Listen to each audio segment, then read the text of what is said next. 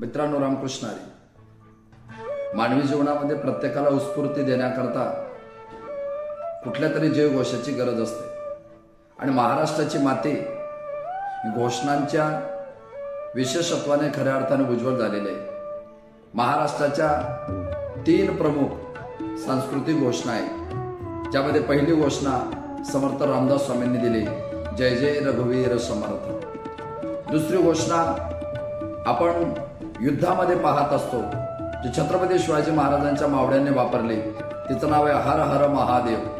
तिसरी घोषणा संपूर्ण विश्वाला हे विश्वचे माझे घर म्हणणाऱ्या ज्ञानोबा वारकरी संप्रदायातून येते, कुंडलिक वरदार विठ्ठल श्री ज्ञानदेव तुकाराम पंढरीनाथ भगवान की जय.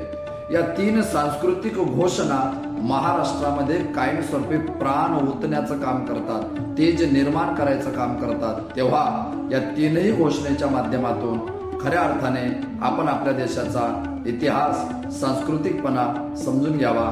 धन्यवाद. रामकृष्ण हरी.